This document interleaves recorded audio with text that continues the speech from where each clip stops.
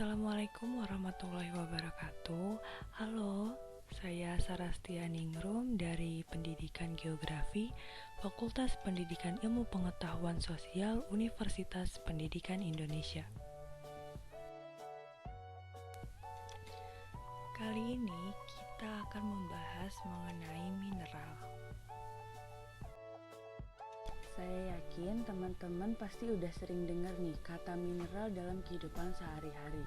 Tapi sebenarnya teman-teman tahu nggak sih mineral itu apa? Menurut definisinya, mineral adalah bahan padat anorganik yang terdapat secara alamiah yang terdiri dari unsur-unsur kimia yang mengikuti suatu pola yang sistematis. Mineral ini dapat kita jumpai di sekitar kita dalam bentuk batuan, pasir, tanah yang terendapkan di dasar sungai. Mineral memiliki banyak manfaat untuk kehidupan manusia, seperti untuk perhiasan, contohnya serpentin yang dijadikan sebagai cincin, kemudian untuk kebutuhan industri dan kesehatan, contohnya fluoride untuk pasta gigi, dan talc untuk bedak, dan untuk alat optik, contohnya fluoride untuk lensa optik dan prisma spektrograf. Lalu bagaimana ya caranya mengklasifikasikan mineral? Cara mengklasifikasikan mineral yang pertama yaitu berdasarkan sifat fisiknya. Klasifikasi mineral yang pertama yaitu menurut kilapnya. Kilap atau luster adalah kenampakan atau cahaya yang dipantulkan oleh permukaan mineral saat terkena cahaya. Secara garis besar, kilap terbagi menjadi dua, yaitu kilap logam dan kilap non-logam. Suatu mineral dikatakan kilap logam apabila memiliki kilap yang seperti logam. Contoh mineralnya itu galena, pirit, magnetit, kalkopirit, grafit, dan hematit. Sedangkan kilap bukan logam atau non-metallic luster terbagi menjadi kilap intan, kilap kaca, kilap sutra, kilap damar, kilap mutiara, dan kilap tanah. Berikut adalah contoh dari kilap logam dan kilap non-logam. Klasifikasi mineral yang berikutnya yaitu berdasarkan kekerasannya. Kekerasan adalah ketahanan mineral terhadap suatu goresan.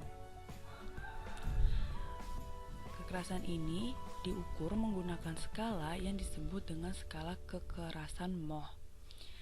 Skala ini dimulai dari skala 1 untuk mineral yang terlunak sampai skala 10 untuk mineral yang terkeras. Klasifikasi mineral berdasarkan bentuknya. Mineral ada yang berbentuk kristal, mempunyai bentuk yang teratur yang dikendalikan oleh sistem kristalnya, dan ada pula yang tidak. Mineral yang membentuk kristal disebut mineral kristalin.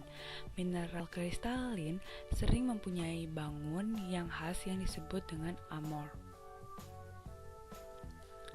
Nah, berikut adalah contoh bentuk-bentuk dari mineral.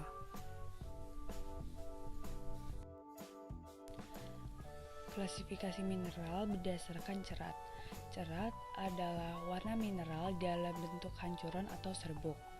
Nah, cerat ini didapat apabila mineral digoreskan pada bagian kasar atau keping porselin atau membubuk suatu mineral, kemudian dilihat warna dari bubukannya tersebut. Berikutnya ada warna.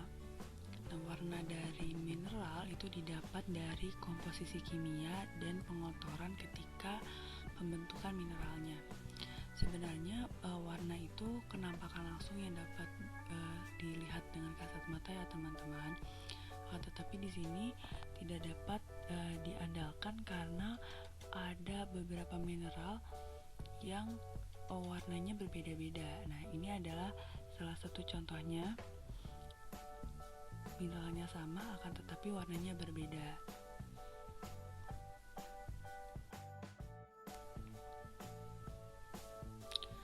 Berikutnya adalah belahan. Belahan adalah kecenderungan mineral untuk membelah diri pada satu atau lebih arah tertentu. Nah, sifat mineral ini dapat diperoleh apabila mineral kita pukul dan tidak hancur, tetapi terbelah-belah menjadi bidang belahan yang licin. Nah, di sini ada contoh dari belahan-belahan mineral.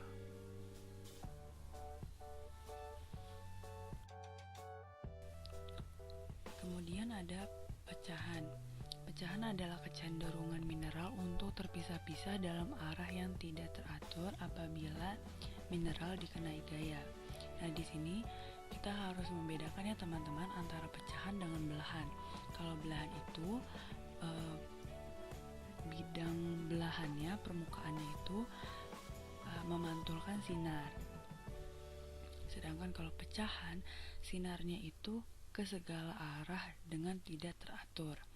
Nah, pecahan ini dibagi menjadi 5, ada konkoidal, contohnya kuarsa, splinteri, contohnya asbestos, even, contohnya limotit, uneven, contohnya hematit, dan hekli, contohnya emas.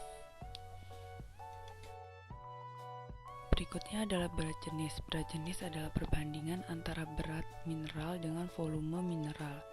Kemudian ada daya lebur mineral, yaitu meleburnya mineral apabila dipanaskan. Penyelidikannya dilakukan dengan membakar bubuk mineral di dalam api. Daya leburnya dinyatakan dalam derajat keleburan. Kemudian ada kelistrikan. Kelistrikan adalah sifat listrik yang terdapat dalam mineral. Nah, ini ada dibagi menjadi 3, yaitu pengantar arus atau konduktor, tidak menghantarkan arus atau non-konduktor, dan semi-konduktor.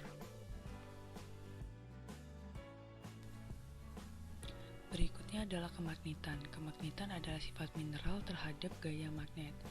Kemagnetan ini dibagi menjadi 3. Yang pertama ada diamagnetik, yaitu mineral yang tidak memiliki sifat magnetik. Contohnya itu adalah kuarsa. Kemudian ada paramagnetik. Paramagnetik adalah mineral yang memiliki sifat magnetik namun lemah. Contohnya itu biotit. Kemudian ada ferromagnetik. Mineral yang memiliki sifat magnetik yang kuat. Contohnya adalah pyrrhotit. Terakhir ada sifat dalam. Sifat dalam adalah sifat mineral apabila kita berusaha untuk mematahkan, memotong, menghancurkan, membengkokkan, atau mengiris. Nah, sifat dalam ini dibagi menjadi 5, yaitu ada rapuh, contohnya kuarsa, mudah ditempa, contohnya emas, dapat diiris, contohnya gipsum, fleksibel, contohnya mineral talc, kemudian ada blastik, contohnya muskovit.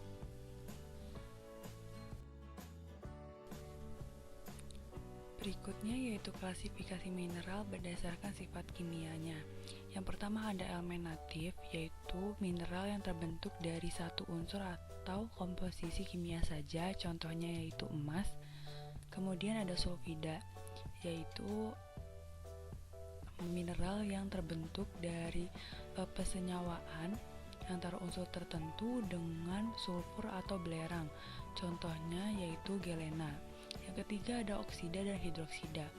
Oksida adalah persenyawaan unsur tertentu dengan oksigen, sedangkan hidroksida yaitu persenyawaan unsur tertentu dengan hidroksida. Contoh untuk oksida yaitu magnetit, sedangkan untuk hidroksida yaitu brusit.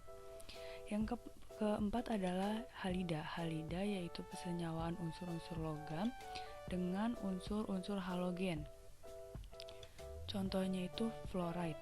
Yang kelima ada karbonat, yaitu persenyawaan antar unsur-unsur tertentu dengan ion karbonat. Contoh dari karbonat yaitu dolomit.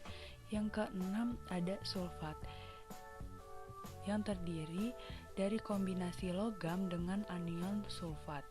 Contohnya anhidrit. Yang ketujuh ada fosfat, yaitu persenyawaan antar unsur-unsur logam dengan fosfat.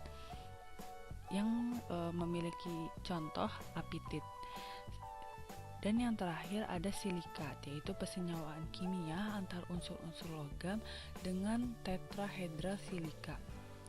Contohnya yaitu kuarsa.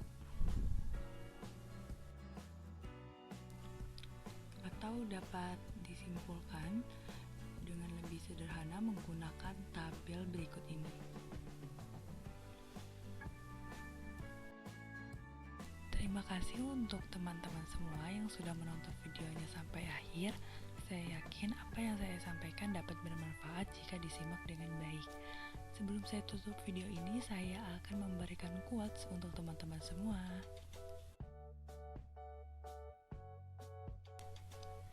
Jangan takut untuk memulai karena lebih baik gagal daripada tidak memulainya sama sekali. Sekian dari saya. Wassalamualaikum warahmatullahi wabarakatuh.